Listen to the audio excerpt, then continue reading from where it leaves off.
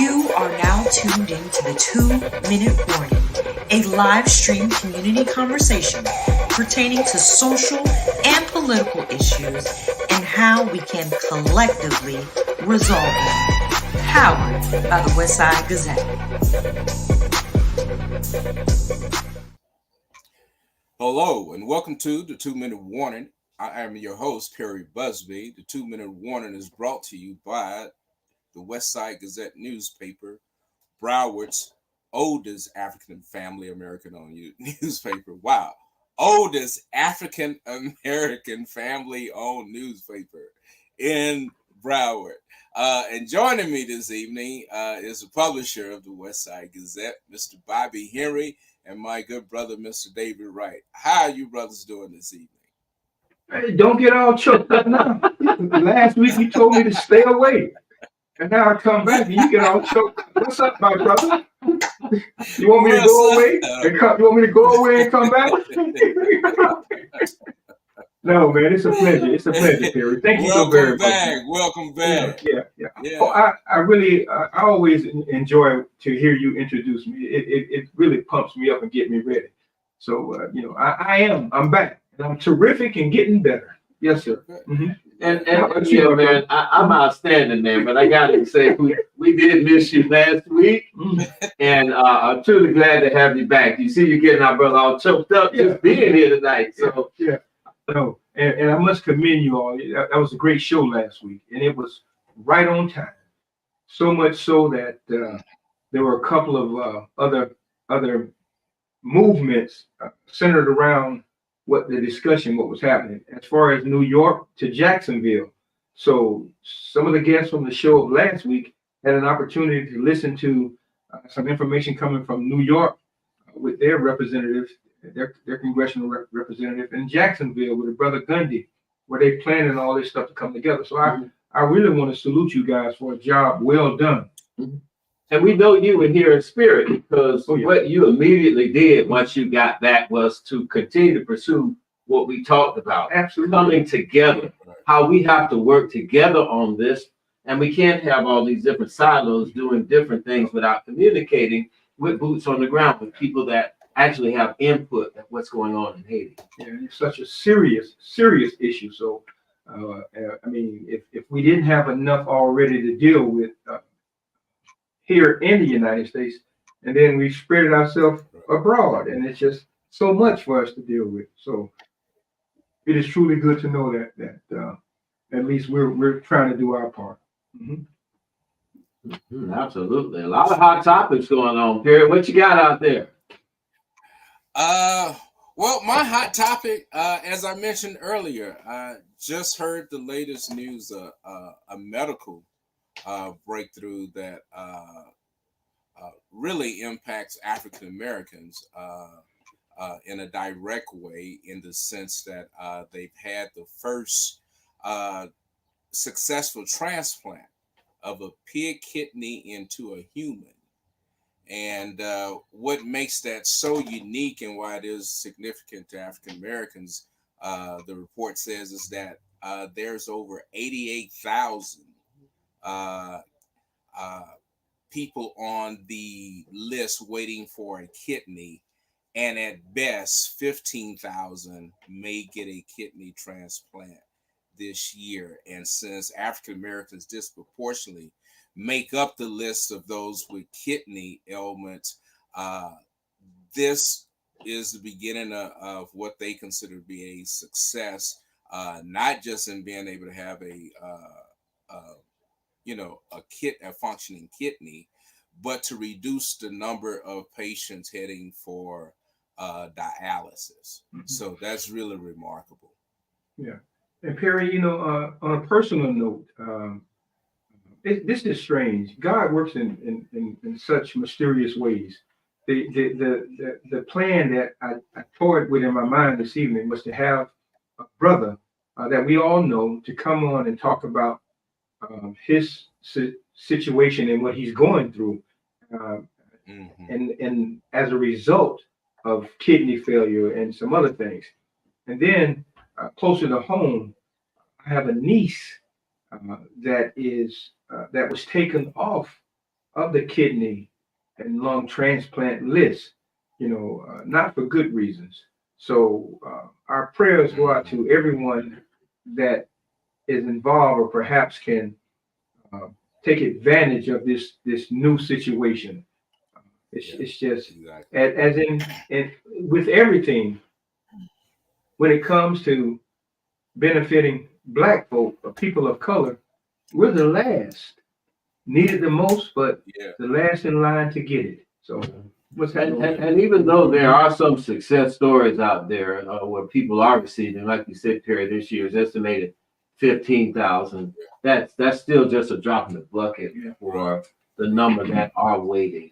And as we all know, research is vitally important, and that's what we're seeing being done here today. And I just look forward to hearing more and more about this process. Yeah, and I also need to add to that successful transplant was done on an African American man, 62 years old. So yes, it's not just what they can see; it is who they are actively testing and doing this research with. And so the success of that and the fact that they are saying, yeah, we are actively pursuing African Americans after this research, I think is really profound. Mm-hmm. Good news. Good news. What's happening with you, man? Well, we just came out of Black History Month. We're in Women's History Month, but I just want to circle back because the city of Montgomery, Alabama, is really doing some groundbreaking work there when they talk about the history of African Americans, the enslaved Africans, and their whole journey and trek in that state. So I just want all of our listeners and all our viewers to keep their eyes and ears open as to what's getting ready to happen in Montgomery, Alabama next week, starting March 27th. There are going to be some historic museums that are going to be open and displayed: the Freedom Monument, Sculpture Park, the Legacy Museum. So just kind of keep your ears and eyes open to be ready to make a visit to Montgomery. I'm just going to put that little peek out there. I want to pique some interest as to going in and doing your own research and finding out what's going on.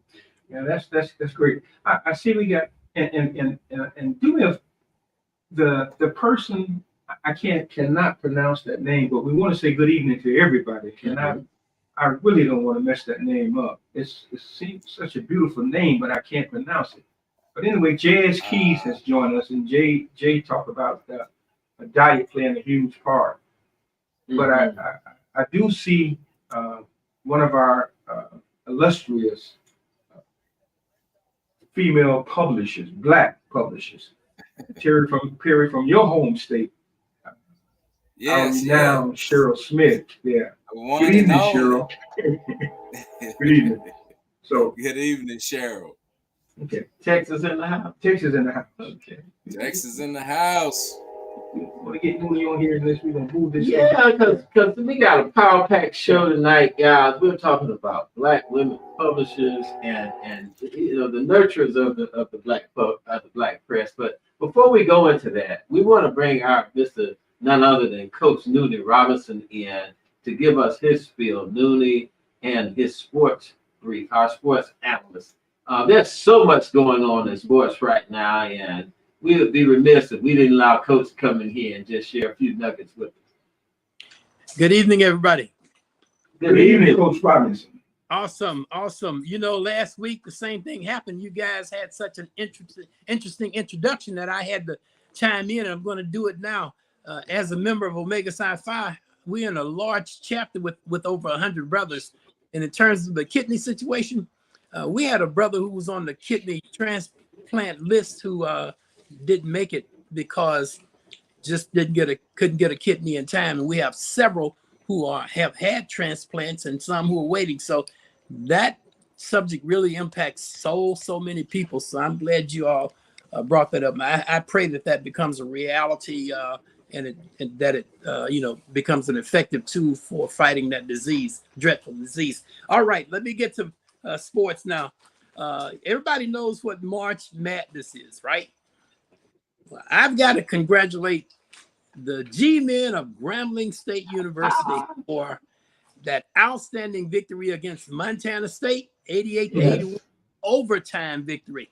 And it's just so exciting. I thought it was Tuskegee for a minute. I got so happy. Grambling's motto is everybody is somebody, and I think that's so appropriate. You know, I've had a couple of kids to go there, but that was an exciting thing for Black college basketball and sports in general. And I'll tell you why. Because usually in a situation like that, when this was a play-in, you know, just like in the pro game, the teams 7 through 10 have to play in. This is called the first four. To get to the tournament, they had to win this ball game.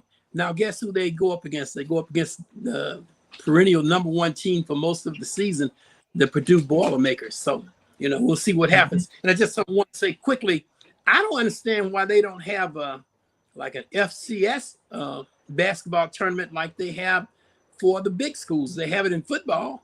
They can do anything they want. I think it would be more equitable for the FCS schools, you know, the ones that used to be 1AA. That's just my personal opinion. Sticking with the March Madness, University of Virginia was a poor choice and was thought by many to not be worthy of being in the NCAA tournament, and they lost in the first round to Colorado State 67-42, and there were several teams that were probably more worthy of that position, including Pittsburgh and Providence and Oklahoma, among others. So that's something they've got to really look at seriously. And finally, regarding March Madness, we've got to keep an eye on the second round game between Michigan State University, a perennial participant in that tournament, and University of North Carolina under Hubert Davis. And they did make the tournament last year, but I predict that they're going to at least be in the Final Four this year. But that should be an interesting second round matchup.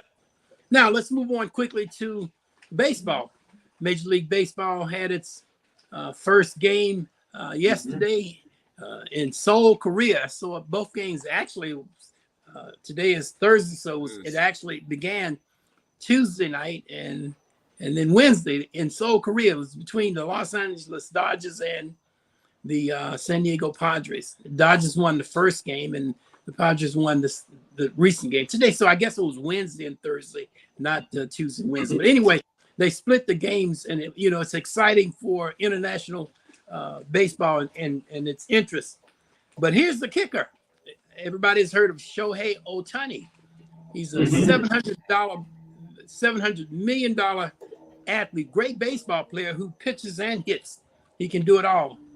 Well, his interpreter has been involved in a gambling scandal where he has misappropriated something like $4 million of Ohtani's money. Now, there is no gambling in California, of all places. Can you believe that? I guess that's because of Vegas. But gambling is illegal, and he at first said that Shohei had paid off the debt. He has a gambling problem. But Shohei's attorney said, no, that's not true. He doesn't know anything about it. So because of Shohei's image, and he's such a valuable product for baseball internationally, we are all praying that he doesn't have anything to do with it, because that would be a scandal in baseball. So we pray it's not true. His interpreter's name was Epi Muzihara. And right now he's in a lot of trouble. I just want to update you quickly on the Miami Heat. I don't know if you saw the game the other night when Terry Rozier grabbed the rebound on an ill-fated shot that was shot too quickly by the opposing team. I think it was the 76ers. He got the ball, took it down the court, and Bam was running behind him, and they kind of chased the ball, and he just tossed it back to Bam. Bam shot a three-point goal to win the game. That was exciting. Now, why is winning so important now, gentlemen? It's important because if they make the sixth place spot, they don't have to participate in the play-in. But if they're 7 through 10, they're going to have to play in to get to the regular NBA playoffs. So, in other words, you don't get a chance to rest as much as you could, so your chances of winning are reduced. But Terry Rozier, who was traded mid-season, has really come into his own. As a matter of fact, he just shot a three-pointer to win the game last night, if you all recall. And in terms of where the Heat are, they're in 7th place, tied with Philadelphia with the 38-31 record each.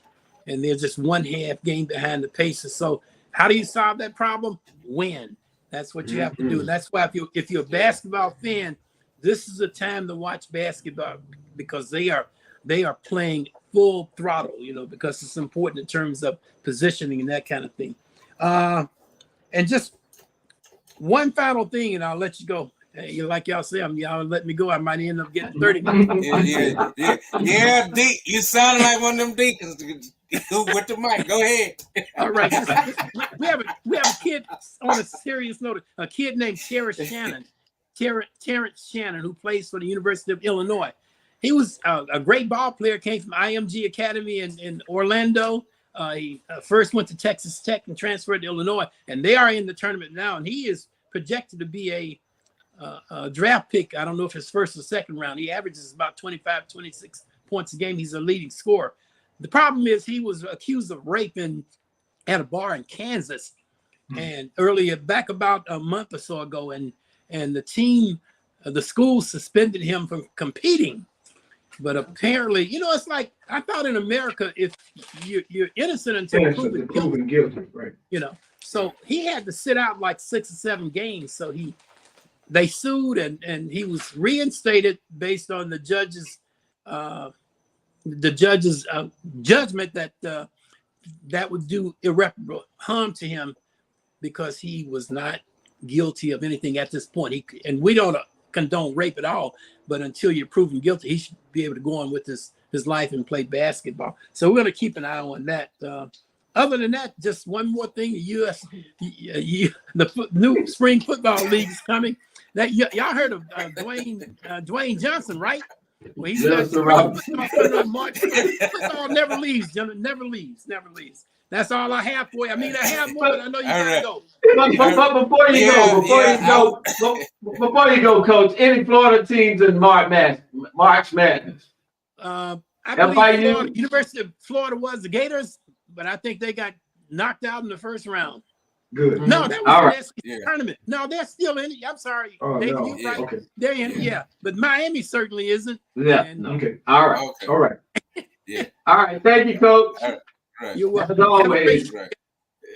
Yes, sir. Thank you. Yes, Thank you. I had a couple of questions, but yeah, I know we had No. man. But I just thought of something though, as he was saying that story about that interpreter, and it's how critical an interpreter. If your interpreter is giving you wrong information, man, that is critical because that's part of the thing that he's saying that the guy gave him the money, but I mean, he's the interpreter. It's crazy, huh? All right. That's money on the table. So listen, you weren't here last week. Right. You were away in Washington, D.C. Yeah, absolutely. And we were honored. And when I say we, 2 of our guests, and I see we have a couple of publishers on the line as well. We were honored at Howard University during Black Press Week. The university has won a grant to digitize and archive all of the Black newspapers. So as a part of the program, they paid homage to the NNPA and the Black Press of America, being founded in New York in 1827. So we are 197 years old and we're still going. So that in itself was something else. And then we had the state of the Black press, and Dr. Benjamin Chavis went back in time and gave one of his most arousing speeches that we've heard in a long time, so much so that it brought him to tears. And as he was talking about how important voting is and getting out the vote, when he mentioned in the swing states, he said it reminded him of men and women swinging from the trees, hanging from the trees, and it just brought him to tears. And that was I think, one of his more prolific speeches that I've heard from him in a long time. But it was about how important it is for us as Black-owned media companies to do our due diligence and beyond to get out the vote. And that's everything from every nook and cranny, from every tree, under the tree, wherever we have to tell that message and get it out. So that's that. Now to segue into tonight's show, as we thought about the title and what we would consider, we thought about the struggle of women and the power of women. And so it folds right in place with the history of the Black press. It goes back as far as Ida B. Wells and her crusade for reporting on the lynching and her willingness to tell the story, her ambitions and her struggle to be one of the founders of the NAACP, of which later they didn't really want her in there because she spoke out against some of the things that W.E. Du Bois and some of those other folks placated to white folks. But nevertheless, in the spirit of Ida B. Wells and the other women soldiers without swords, we honor you tonight in giving you a program of two of our prolific publishers, women publishers, Black women publishers, and what have started off as a male-dominated place. Yeah. But these two ladies hold their own in this arena of publishers, and I'll let you introduce. I could take it and run with it. You could, and I almost want to let you just keep going, but just to help with the parody, I want to introduce to you our first guest, none other than Mrs. Brenda Hughes Andrews. And I'm just going to read a short piece of her bio because I can't wait to bring her on and let her share even the more. But Ms. Hughes Andrews is the publisher, owner of the New Journal and Guide, and that's in Norfolk, Virginia. Ms. Andrews is the owner and publisher of the weekly News Journal and Guide newspaper in Norfolk, where it's best advocated for information and the voice of the Black community for 124 years. She is active in the local community where she serves at the University Foundation Board, among other community services. Let's just go ahead and bring Ms. Sister Andrews on here and let her kind of share a little more in detail about some of the things she's doing with a paper that's over 124 years old. Welcome to the 2-Minute Warning, Ms. Andrews. Well, thank you for inviting me, Publisher Henry. And thank you for the opportunity just to be a part of what you're doing here. I'm excited about your format, and I'm excited about the coach that just finished talking. You know, he has to have his own show. Don't push it, Brenda. Don't push it. Don't encourage it. But of course, as a publisher of the one of the nation's oldest African-American newspapers, we have been publishing continuously for 124 years. And I have been a part of the paper for 42 of those 142 years. And recently, of course, it is Women's History Month, and I thank you for acknowledging that. One of my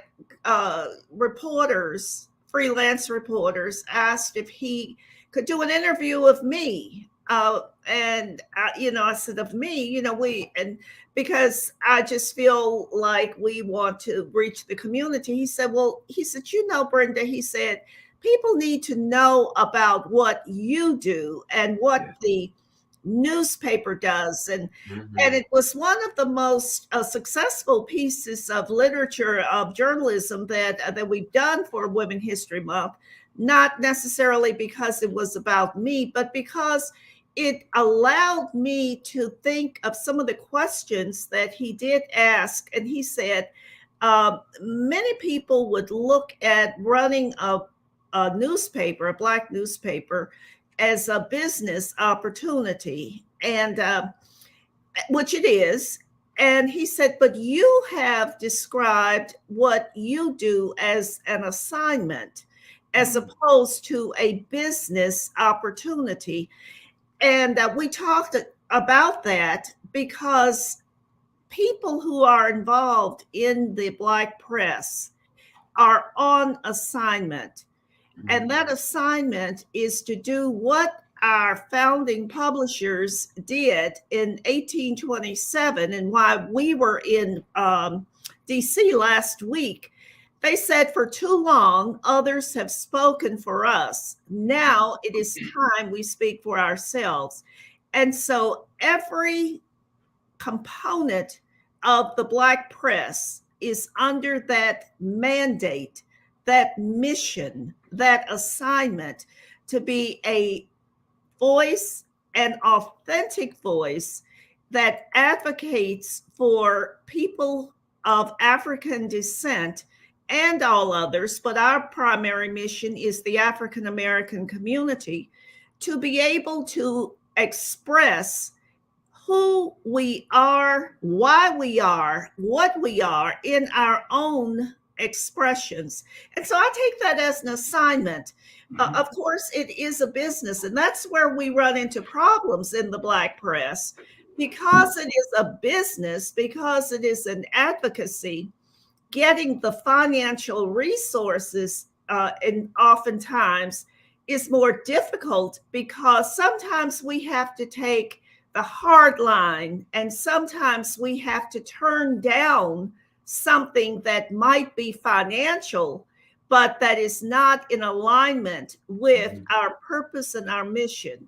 So we're caught there. But you know, Bobby, one of the things I've always said, and I believe this sincerely, the Black press is anointed. It is actually under assignment from on high to carry on for and on behalf of those of us on this earth who have had certain experiences that we can identify with. And so as such, we just don't go away. We continue to stand firm. And even though we are in a place currently where media is being redefined, especially print media is under attack. Social media has not yet proven a way to put the food on the table for most people who are using it and trying to learn to make it, to monetize the industry in that regard. But we're still here. And as long as we are true to what we do and what we have been assigned, I believe that we will continue. Absolutely. Stay right there. Don't go anywhere. You know, you hit on a lot, and we're going to come back and try to dissect some of the things that you were saying. Thank you so very much. Now, for our next guest, this young lady here comes from Omaha. I didn't really know it was Black people in Omaha, but she will attest to that. She's the publisher of the Omaha Star News, which was founded in 1938 in North Omaha, Nebraska, by a sister by the name of Mildred Brown. Now, Miss Terri Sanders would tell you of the other 4 female publishers that came before her. So if we can bring Miss Terri Sanders on, publisher Terri Sanders from the Omaha Star News. Good evening, Terri. Good evening. How's everybody doing? Terrific and getting better. Sounds like a plan. Terri, share with us a little bit about the Omaha Star News and how you So the Omaha came to Star the position. started on July the 9th, 1938 by Mrs. Mildred Brown and her husband, Mr. Gilbert. The two of them started. She did most of the advertising and sales, and he did the editorials. Mr. Gilbert did not really want to be in the publishing business. He was a doctor, and by 1942, Mr. Gilbert moved on. But Miss Mildred stayed. And in her staying, when they created the paper, it talked about the good news. We don't talk about whose house burned down. We don't talk about the dog that bit the cat, nor do we talk about who the police chased and who robbed the bank last week. We talk about the uplifting, positive, good news items. So we feature things like Family of the Week. We've even done Pet of the Week. We look at promotions. Yes, there are Black people in Nebraska. I always have to clear that up first and foremost. We look at who is new in town, who is a mover and a shaker and doing positive things in our community. And Omaha is a metropolitan area. And we don't just focus on Black Omaha, but when the paper was first started, there was no advocate for our people. And so North Omaha is where we are located. And we feature quite a bit on North Omaha, but we don't shut out the rest of the city, but we make sure that we're included, because if we don't tell the story, then who's going to tell it? Nobody. Okay. Now, excuse me, Terry and Brenda, I know that within the NNPA, that you two hold committee chair positions. And Brenda, as you were talking, one of the things of one of the engines that push the NNPA is the committees. So Brenda, tell us a little bit about your committee and what does that mean to the NNPA? Well, Mr. Chairman of the NNPA, one of your first assignments was to appoint me and as chair of the Memorandum of Understanding Committee, MOU Committee. And the purpose of this committee is to align NNPA, our newspaper association, with other organizations or entities that are have similar missions that we have as advocates and as supporters and as voices for the communities that we serve.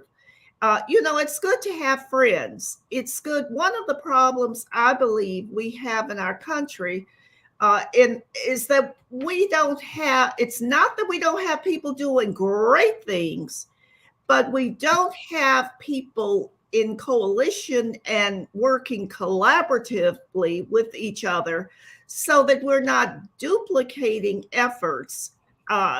When we work together, we can accomplish more. And so the Memorandum of Understanding Committee has identified 16 organizations or associations in the country that work on behalf of the African American community for various purposes. For example, one of them is the UNCF, which of course works on behalf of Black colleges and students who need support and help in attending college. Another one is the NAACP, which has a long history of advocacy for civil rights and human rights and dignity.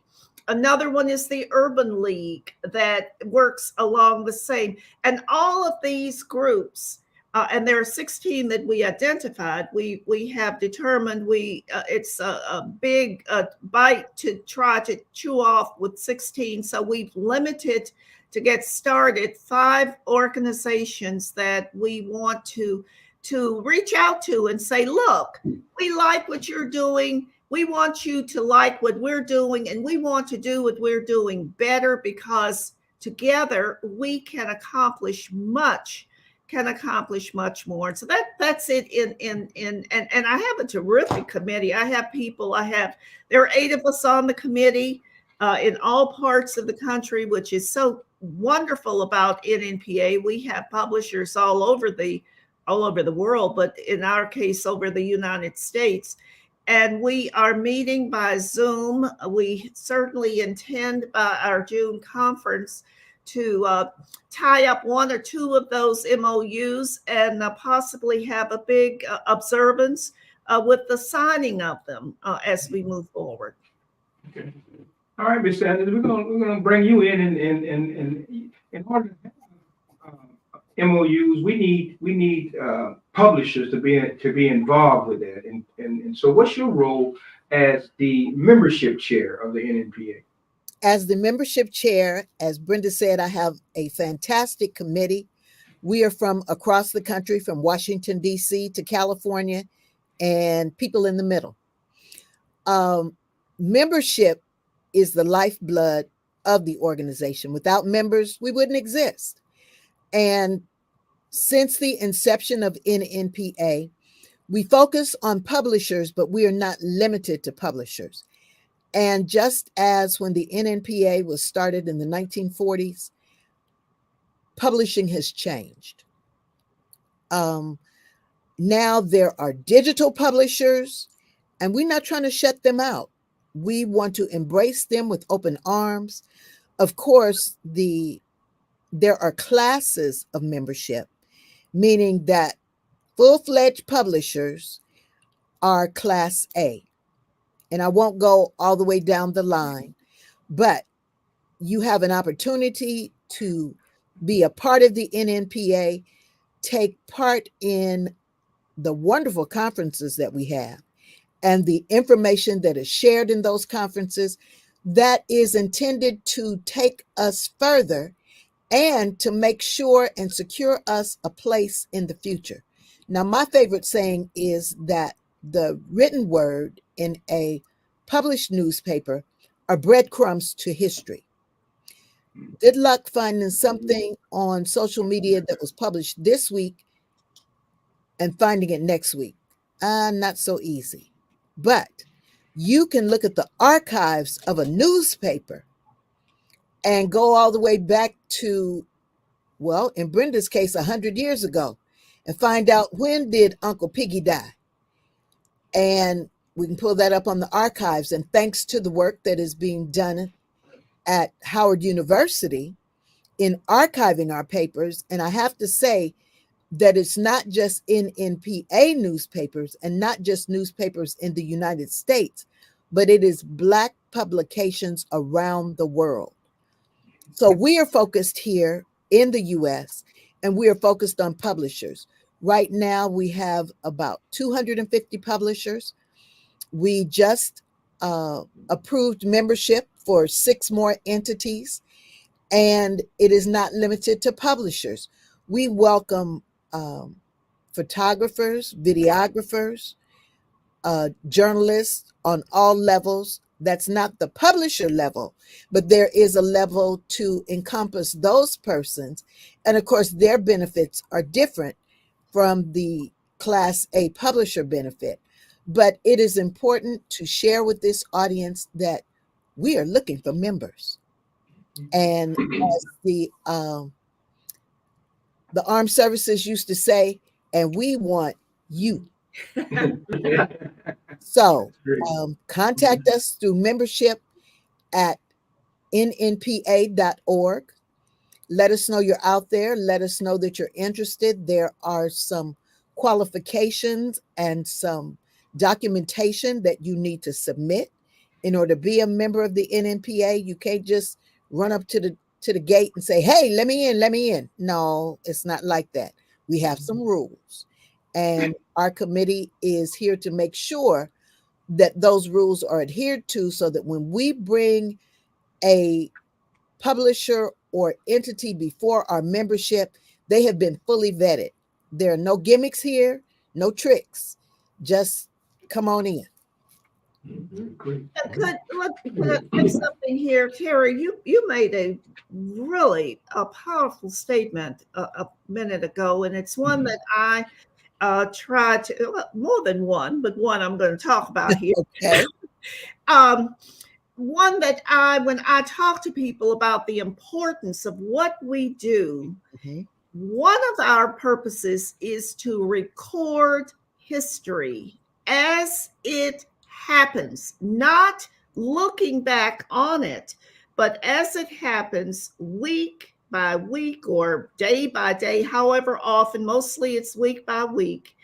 Because what we do today is not only for today, it is for today and for tomorrow. Yes. Currently, the Journaling Guide has a tremendous archival collection of articles. Our paper is on digital files back to 1916. We're also on microfilm.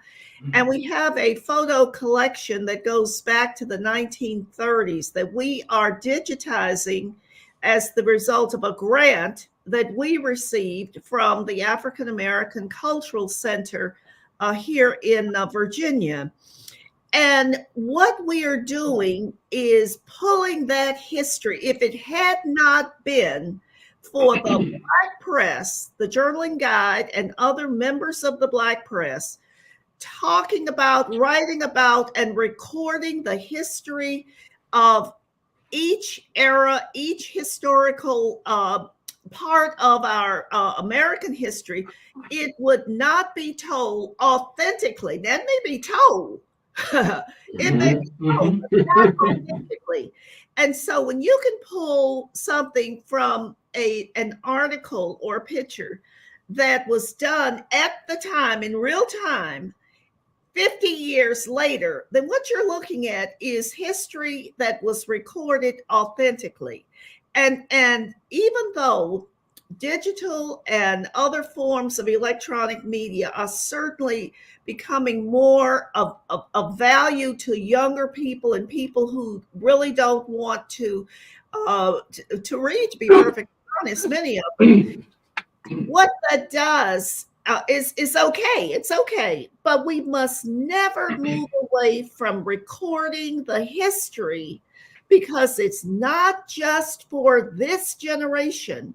It is for whomever comes 50 years later and said, what in the heck were those people thinking about in 2020 when the pandemic came and the president told them to drink bleach? And so it's important. See, if somebody says that 50 years from now, they'd say that doesn't make sense. But if it's reported in real time, then you know what you're doing. So I want to thank you for just kind of triggering that thought of how important what we do and why we do it, and why we must preserve what we have. That is Ms. important. Andrews, Ms. Andrews, that's a powerful point you made, and I want to piggyback on that and spin it over to you, Ms. Andrews. In your opening comment, Ms. Andrews, you talked about the anointing of what you guys do and how you're really gifted to be in the position that you're in to share this news, to archive this news, and to get this real time. So, Sister Sanders, I want to just ask you that same question. How does that make you feel as a publisher of the Black press? Do you feel that same anointing to deliver that, to archive this, to keep this history going? So you asked me, how do I feel? I feel peacock proud. How's that? It is very important. I was out today and I was in a store and the clerks there were younger. And I said, oh, I'm with the Omaha Star. Young man peeked around the corner. You looking for writers? Of course. I'd be glad. And, I was very kind. And then I had to go back to that same store later on this afternoon. And he said, I saw that article. Who wrote that about Skylar? Well, Skylar is a hip hop artist. He is into clothing and he is of this generation. Now, for him to have acknowledged that he saw Skylar's article, Skylar put it all over social media. He was in the Omaha Star. And then he wanted like 10 copies to give to Grandma and Auntie Jane and all those wonderful people.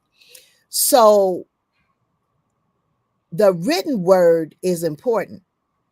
If your grandmother is not on Facebook, she will never see what you did. Mm-hmm. If your grandmother is not on TikTok, she will not witness it. And heaven forbid she's on Twitter, or I'm sorry, X.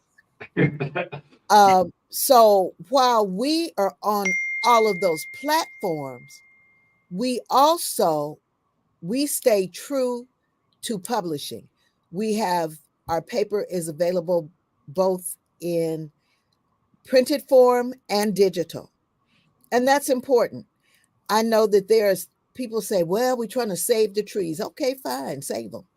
But we are also digital. So if you are into saving the trees, then we upload that paper and you can get on our site, www.theomahastar.com.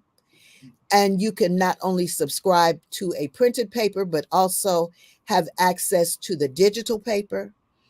And we highlight the fact that we're on all the social media platforms, including TikTok. We've got some stuff on there. Mm-hmm. And it's important. But one of the things I wanted to point out was this is Women's History Month, as we all know. And many of the Black publishers are females. But do you know how that happened? Their husbands started the paper. They may have died or gone on to do something else. He was Dr. Harvey or Dr. Smith, and he no longer published the paper. But that female, she kept it going. And so I was reading some history, and they said that's why so many publishers are females, because the men left the paper, but the females felt it important enough to keep it in the faces of the public. Great, that's a great point. So name the show. Nurture. That's right. Now, if we could put up North the Journaling Guide, put a picture that I snapped it from the digital. Okay, here we go. There was something very interesting, and can you put up the second picture of the new Journaling Guide, the second one? Okay, this is what struck my attention. You see, No Male No More, but it's their Women's History Month, and it's a 4-part series that was really good. I really enjoyed that, and so we all can take a breath. If we could, our production guy, if you can put a video up, either one first, it'll be all right, and so we can take a deep breath and get ourselves together and come back and ask some more questions before time runs out. Of the Omaha Star, now the owner of the Omaha Star. Terry Sanders tells us it's important to keep the paper in the hands of someone who is in tune with Omaha's African-American community. The Star is the only African-American newspaper in the state. Sanders says she will make sure the Star remains to be one of Omaha's iconic institutions. I'm a native Omahan, and I understand the importance of the Omaha Star, the relevance of the Omaha Star, and this year on July 9th will make 85 years of publishing, and I want to see that legacy continue into the future. Sanders says she does have plans to make some changes to the historic building that is home to the Star. Much more on that in our exclusive interview with Sanders coming up tonight at 6. Thank you. I was like, okay, keep up the good work. Now, if we could, okay, here we go. We got another one coming up. Mm-hmm.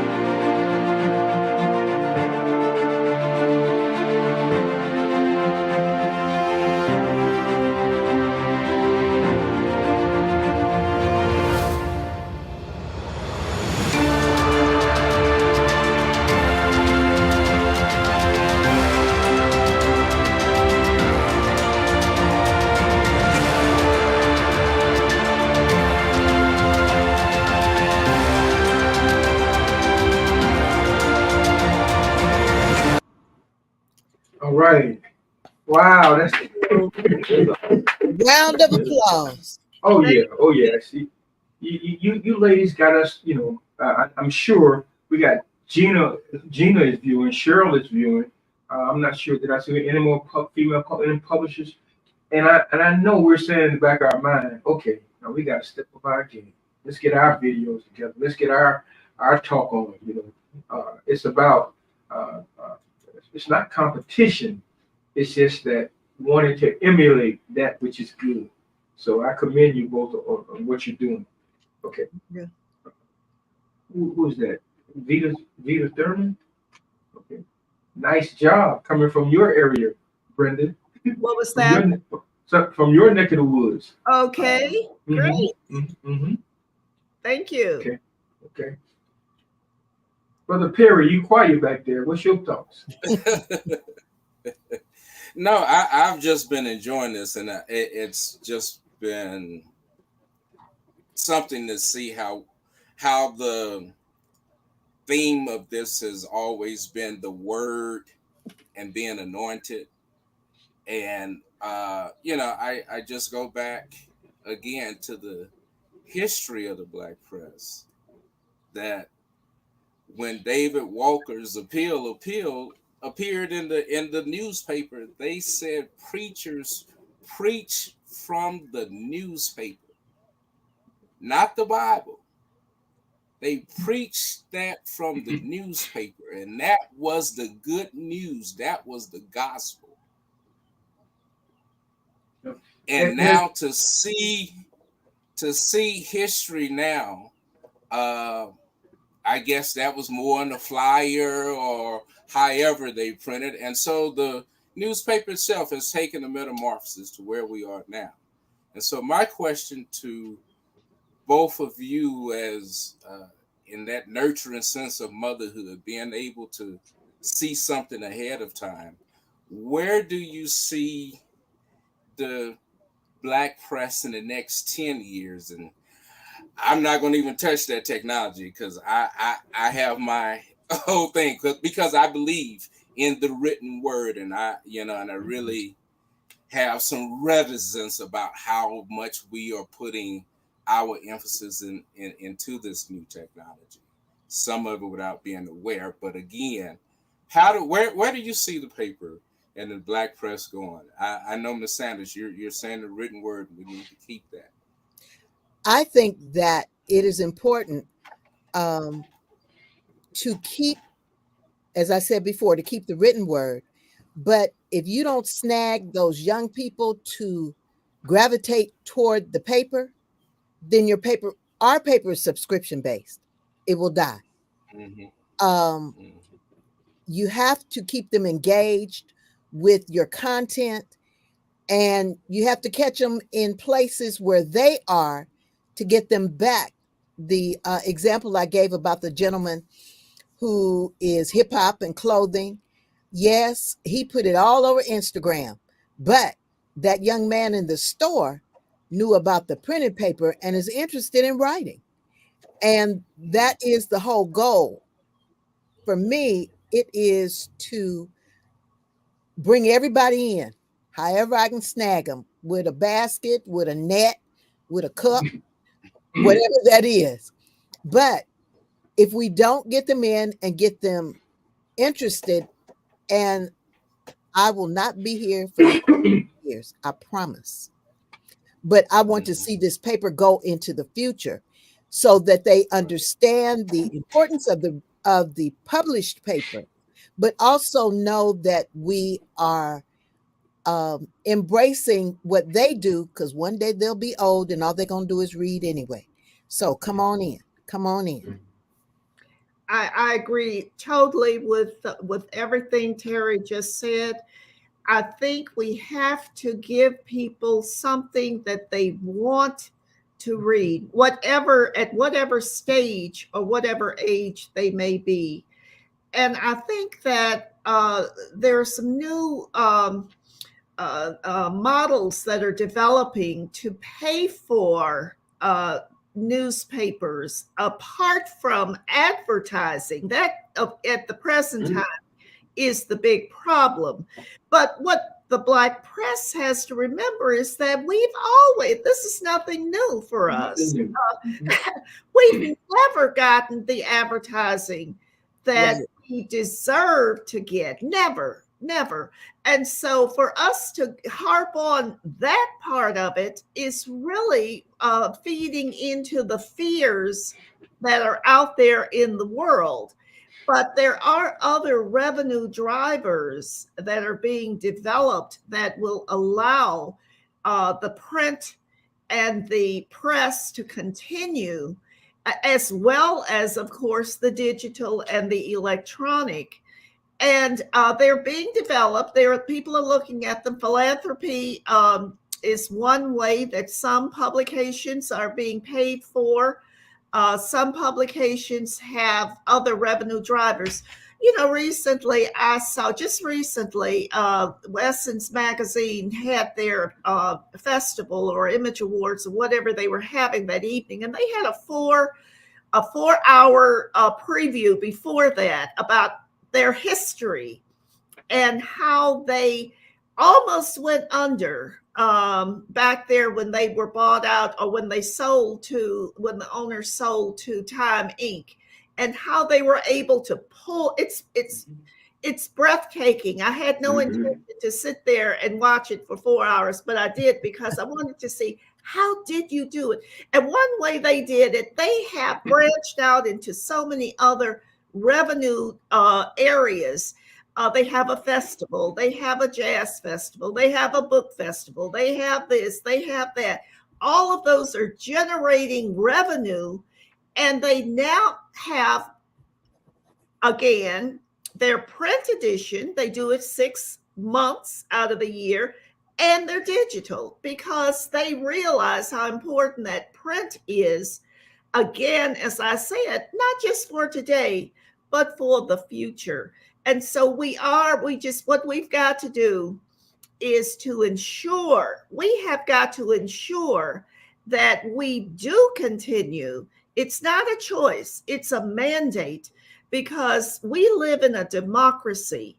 And when freedom of the press, and when the press is no longer accurate, when it's no longer telling our story, then that is not a democracy. And that sounds like a highfalutin, idealistic, utopian way of thinking, perhaps, but that's serious. If we're going to have an America, then we have to be a part of it, and we have to make sure our story is continually told and made available for today and tomorrow. It's not a choice, it's a mandate. I love it. Very good. I was, as you were talking, there were a couple of things that crossed my mind, as always. One in particular was the Pullman porters. We didn't have advertising. What we had was readership. The Pullman porters would take our newspapers everywhere the train stopped, and those that read the newspaper would pay for it. And if we are averaging 20 million readers on a weekly basis, and you multiply that over the year, think of the revenue that would generate for all of our papers. So, and Cheryl had a comment. You're absolutely right, Cheryl. Cheryl said, but we had more community support. We need to urge people.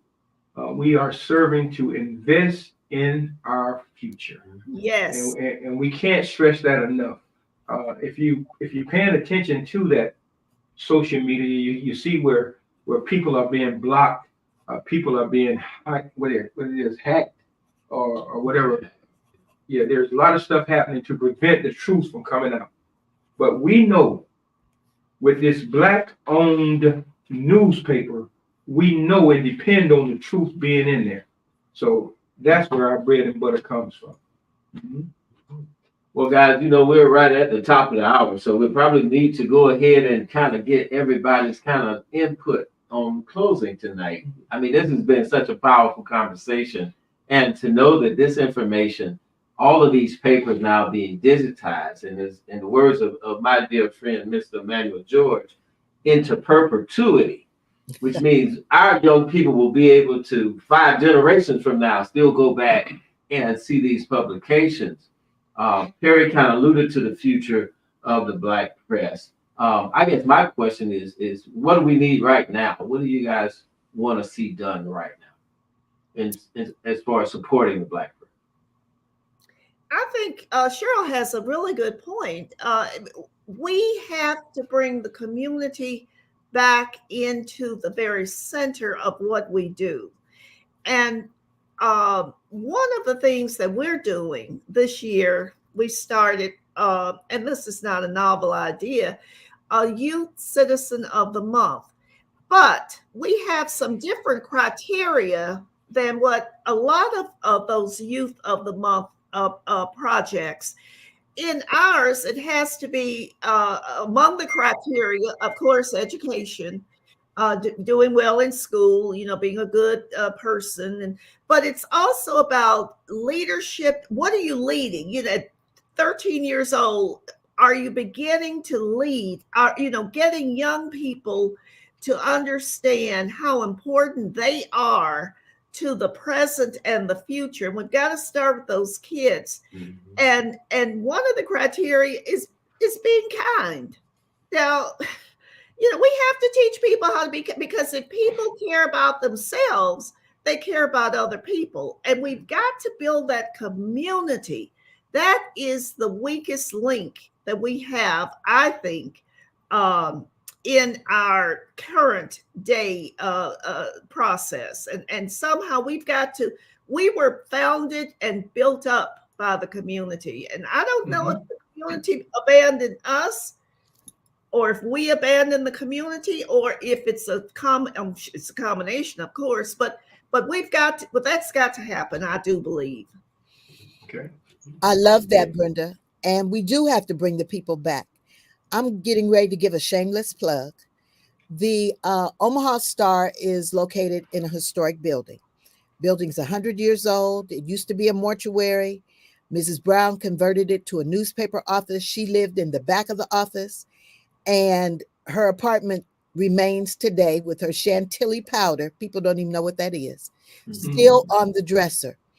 But as a tribute to that and everything that the Black press is doing, as well as Black journalism, we are in the process right now of establishing the Omaha Star Museum, which will be dedicated to Black journalism and the Black press. And I'm going to say we will be done by June of 2025. Anybody that is a baseball fan knows that the College World Series is held right here in Omaha. And I intend for everybody that comes to see that, comes to see this. I was associated with our Great Plains Black History Museum as its executive director. And I thought, I can't let this go by. This historic building, we've received some money from the state of Nebraska to get it started, but obviously that's never enough. We have a capital campaign going on, and we need donors. We have lots of newspapers, and obviously at some point in time, every one of the publishers from the NNPA will be featured, as well as where it all started with Freedom's Journal, where the female that started a newspaper and then she was in Canada, she will be featured. I mean, I want all the history. So I'm glad I'm not in Florida. Sorry about it. Because there would be things that would block that. But here in Nebraska, let freedom ring. And let democracy take over. I love it. Congratulations. Thank you. Yes, yes. Man, wouldn't it be great if all the publishing buildings could be considered historical sites? Yes. Throughout the country. Awesome. You guys got no, Chair. We gonna hand it off to you, Chair. Yeah, ironically, that was Dr. Shaver's calling, and I couldn't take the call, but he was calling, so I told him what was happening with the show. I know the publishers. I know the pain. I know the angst. I know the joys. I know what it's like to want your community to support you. And I know what it is to give and give and give till you have no more to give, but you still give. But as Brenda alluded to from the beginning, it's what we're supposed to do. Yes, God is in it. There's a scripture in the Bible that says, beautiful are the feet of those who preach the gospel. Well, when it comes to us as publishers, beautiful are the feet of those who print the gospel. Yes. And we hold true to that. And we all know that feet were not beautiful in the biblical days. You wore sandals. You had to walk a long way. Stones and sandy spurs and dust, so your feet were not beautiful. But the fact that you carried a message that was beautiful, that is what made the whole journey worthwhile. And I do want to say this, and I hope that we remember, no matter what comes, hell or high water, that if our presence doesn't make an impact, then our absence won't make a difference. Mm-hmm. And then Ida B. Wells, one of the greatest journalists of all times, this is what she said. It is with no pleasure that I have dipped my hands in the corruption here exposed. Then she said, somebody must show that the Afro-American race is more sinned against than sinning, and it seems to have fallen upon me to do so. So whatever it is that have befallen us, it was by purpose. So we have to take that and stand up to it. I can say Terry Sanders, Brenda Andrews, and Gina Stewart, Cheryl Smith, and those other publishers, I don't see your name, who are on the line. It is indeed a pleasure to be in the war with you, to plead our own cause and to call ourselves soldiers without a sword. Amen. I pray that God continues to bless all of us, and let's do what we have to do. Thank you. Thank you. Thank you. In the spirit of team, spelled with 2 M's, together each accomplishes much more. God bless. Yes, and good night. Thank you. Thank you. Thank you. Good night.